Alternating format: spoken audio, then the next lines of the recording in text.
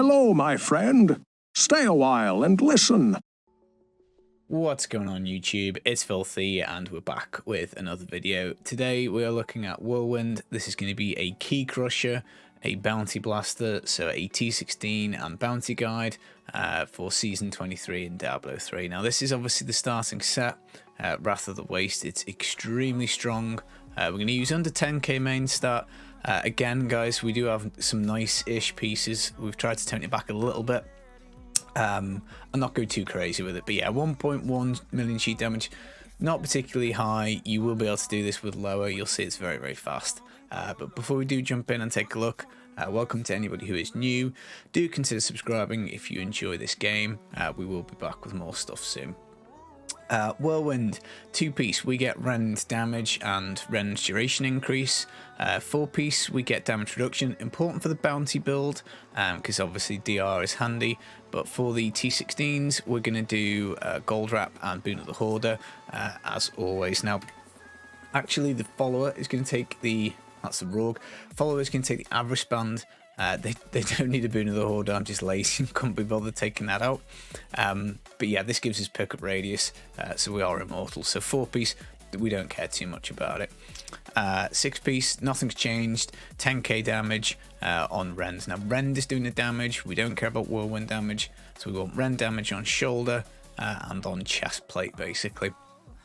Other than that, cooldown is quite important to keep up Wrath of the Berserker, and obviously double crit main stat are always nice things to get hold of. Now, for the kind of under 10k main stat, I would leave Rend Bloodbath on.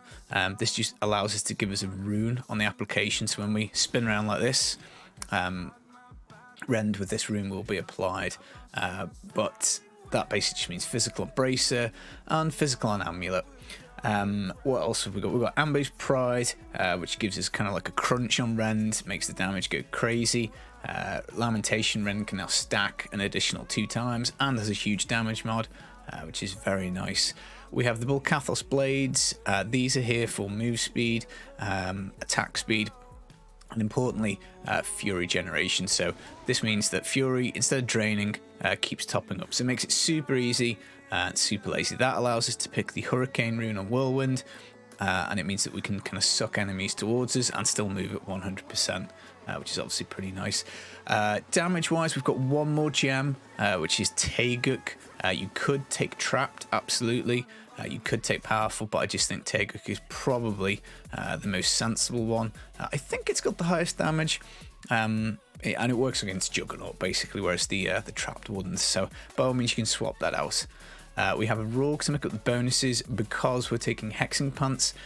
These will give us extra damage whilst we move, and obviously Whirlwind, we are always doing this, so we're always moving, which is great. We also get a extra 25% resource. Now that's quite handy, not in general. So like now you can see the resource isn't going down, but if we did have a speed pylon and we didn't have the Hexing Pants on, you can sometimes get a little bit lower with your Fury, because we do actually have a spender, which is Sprint Marathon.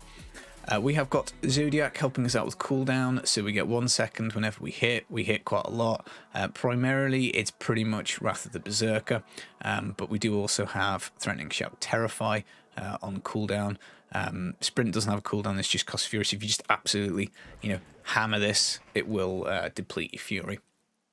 We've gone for the last ring. You're going to see this a lot with T16 builds because of the follow changes and the average band being here. It allows us to take things like this. Now, this has got a secondary fear chance. When you hit, you have a chance to fear. It gives you up to 60% move speed for 4 seconds, which is cool.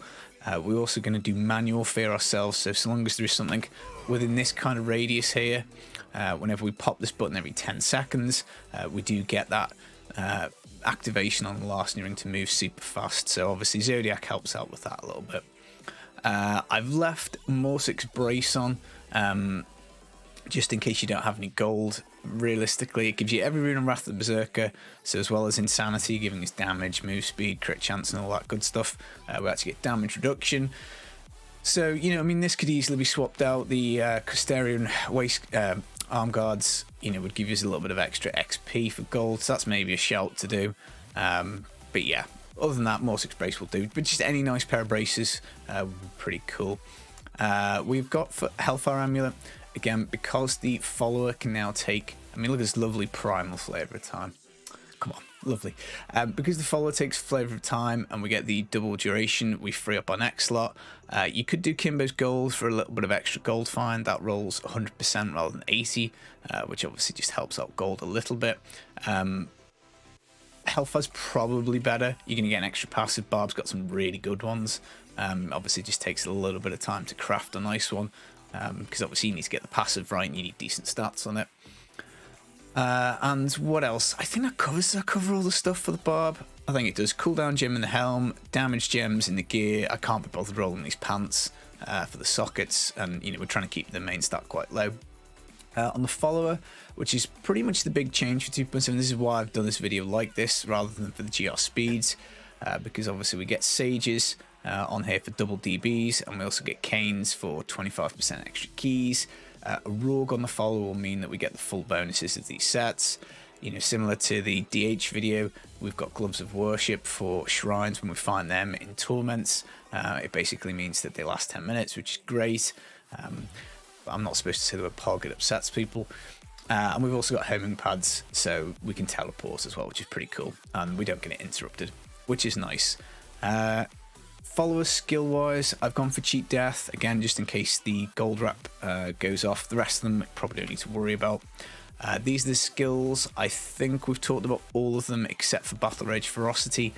Just move speed. If you were lacking in damage, you could maybe take Marauder's Rage or possibly Bloodshed to do like the crit explosions. But you should be fine on damage, guys. And that reminds me, actually, last gem is Wreath of Lightning. Again, if you wanted more damage, you could go for a Trapped, but otherwise this gives us a nice little move speed buff when it does go off. Passives, Rampage, we just get this increased strength stacking for 25 times, which is handy. Bulkathos, the Boon of Bulkathos, this gives us a huge cooldown reduction. Wrath of the Berserker helps us move faster and keep this up more. Pound of Flesh for move speed. Whenever we mow over a health globe, we get more move speed. And then Berserker Rage, we deal 25% extra damage around max Fury. If you're not keeping your Fury up, you can swap this off to something like Brawler. 3 enemies round, extra damage. You could take Nerves of Steel, I guess, if you wanted, just to be super safe. But the follower cheat death, gold wrap, average band should be sorting us out. So I think that pretty much covers it. Let's just go do a T16, and then we'll come back and we'll have a look and we'll show you what the changes are for the bounties, which aren't tons, to be honest. So when you go in, you just want to pop your stuff. And as you can see, we move pretty fast, so we just do the shout whenever we've got something around, and it does cause a fear, which can be moderately annoying, but stuff should be melting pretty quick. And as I say, if you don't have quite the damage, a Bane of the Traps can come in here, no problemo, and obviously it's fine. So as you can see, you do struggle on resource, as and when you do get yourself a speed pile. It just creates your attack speed to be super high, so you might want to maybe not do the sprint quite so much, but it's something for you to play about with, really. But at the end of the day, it's only T16, and the more you grow your character, the faster this will go.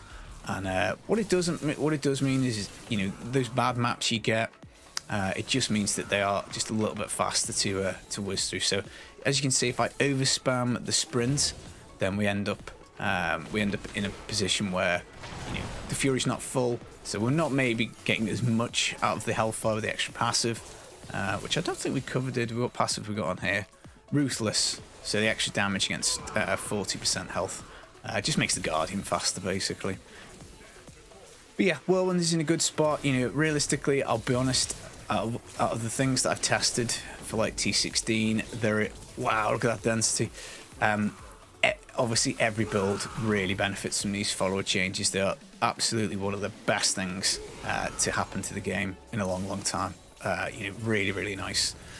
But again, this is just a template. If you wanted to mess about with this, I'm sure you could do. Just bear in mind, you obviously want as much gold find as you can, just to ease the rift burden. I mean, again, you could possibly take a Lyric's Crown in a cube for more cooldown. You know, that's another idea. Or possibly even try and swap yourself onto a green gem. But that's T16, super fast, super fun. You know, again, this is another one-handed beer version. You could certainly play this one-handed. You've only really got to press your you know, Whirlwind, because you can proc your Larceny Ring without it. Right, now for bounties, I don't like using gold dropping bounties because obviously you jump into a boss fight, you're going to get smacked. You probably want to work a Band of Might in for the 80% damage reduction. Again, stops you dying on bosses. So you need a way of activating this. So we have Furious Charge, Merciless Assault. So we actually drop Marathon Sprint, you know, just to lose a little bit of move speed. By all means, you could take it instead of Battle Rage. I just kind of can't be bothered pressing it too often. Same principles, Threatening Shout with the Larceny Ring. And other than that, we're basically going for 6 pieces of Wrath of the Wastes on the character. Lamentation Belt comes onto the character, and the Hexing Pants actually go in the cube.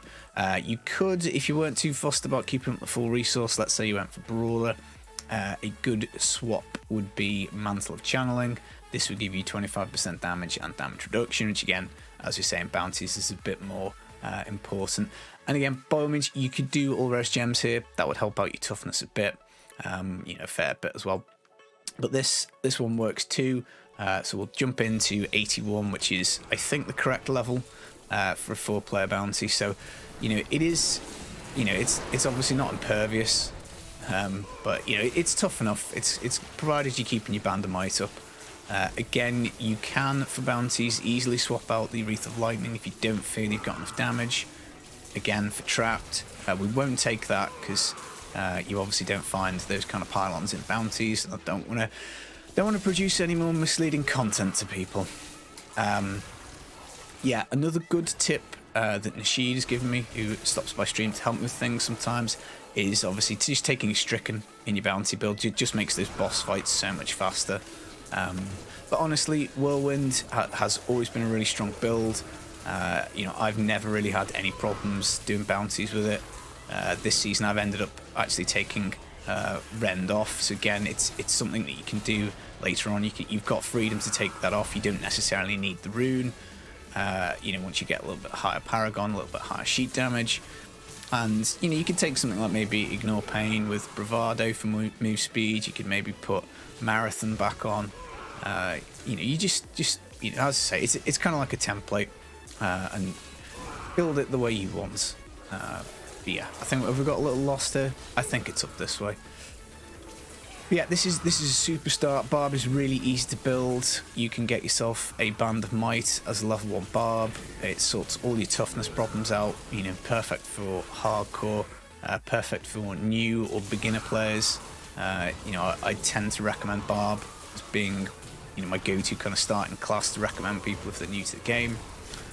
Very relaxed, very chill, very easy. And also, if you do play Barb, you can obviously pretty much get in any kind of speed, meta comp, XP Barbs. You know, very easy to set up, very easy to play. So you can get yourself some pretty good Barb gear. Whirlwind as a push build is generally quite competitive to get onto the leaderboards. Again, because obviously Barb has got such a role in groups. But it'd be interesting. You know, maybe you could do some frenzy, you know, and stuff like that.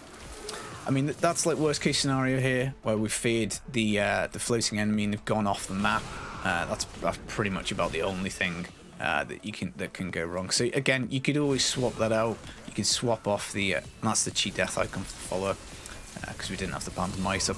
But you could always swap off this, go for Marathon, take off the Larceny Ring, and pick, you know, something else that you'd like if that bothers you. But I quite like the overall faster move speed that we do get with the Fear. So that's the guide, guys. Yeah, Bounty Blaster, Key Crusher, Barb, pretty good spot, pretty good build. I might start Barb, it depends on my group comp. You know, I don't mind taking it as a roll. And if not, I'm umming and ahhing as to whether to roll Barb as one of my, you know, several characters next season. It's always handy to have an XP Barb, so I probably will. And this is a very good way for getting, you know, Forgotten Souls, bounty mats, keys, the whole shebang. But that's it. That's the video. I'll be back again with some more content soon. Hope you're enjoying the PTR, and fingers crossed season 23 starts pretty soon. Enjoy the rest of your day. Take it easy. Peace.